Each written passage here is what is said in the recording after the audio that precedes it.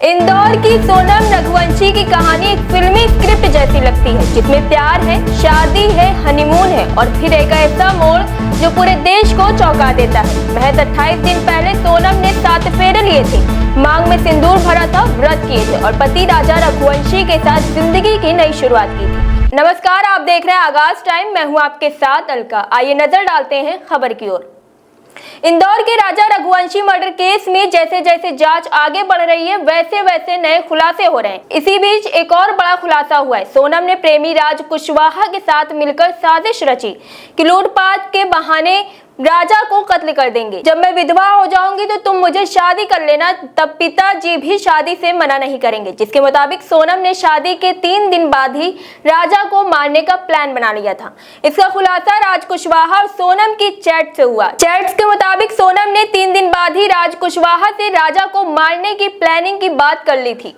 शादी के बाद सोनम को पति राजा रघुवंशी का करीब आना पसंद नहीं आ रहा था। सोनम ने राज कुशवाहा से साथ चैट में लिखा था कि उसका पति राजा उसके करीब आ रहा है तो उसे बिल्कुल पसंद नहीं आ रहा है। शादी के पहले से ही सोनम राजा रघुवंशी से दूरी बनाने लगी थी। ऐसे में उसने राजा को मारने के लिए राज कुशवाहा के साथ मेघालय जाने का प्लान बनाया था। राजा को मारने के लिए 3 सुपारी किलर्स पहले से ही असम में गुवाहाटी में मौजूद थे। उन्होंने गुवाहाटी में ही ऑनलाइन कुल्हाड़ी ऑर्डर की। इसी हथियार से राजा का कत्ल कर दिया गया। जब सोनम और राजा शिलांग पहुंचे तो सोनम ने उन्हें लोकेशन भेजी और आरोपी भी दोनों से महज 1 किलोमीटर दूर होटल में ठहरे थे। आरोपियों ने पुलिस को बताया कि 23 मई को फोटोशूट के बहाने सोनम पति राजा को कोरसा इलाके में मौजूद पहाड़ी पर ले गई।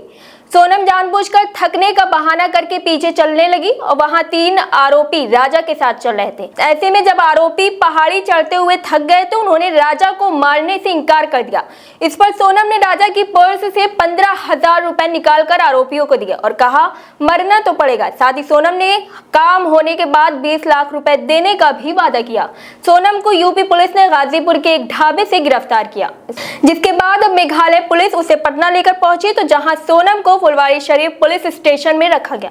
मेघालय पुलिस उसे 3 दिन की ट्रांजिट रिमांड पर शिलांग ले जा रही थी। सोनम रघुवंशी को गाजीपुर में लेकर पुलिस देर रात पटना पहुंची, जहां अब उसे फ्लाइट के जरिए गुवाहाटी ले जाएगी और फिर वहां से ले जाकर शिलांग कोर्ट में पेश किया जाएगा। लेकिन अब हर कोई बस सवाल कर रहा है कि 28 दिन की शादी सिर्फ एक जाल थी। क्या प्यार को पाने के लिए किसी के बेटे, किसी के भाई, जो पूरे समाज के साथ जन्म के लिए कस्में खाई, 7 दिन में ही उसे अपने प्यार के जाल में फंसाकर मौत के घाट उतार दी। फिलहाल जांच जारी है, लेकिन शक की सुई अब सीधी सोनम की तरफ है।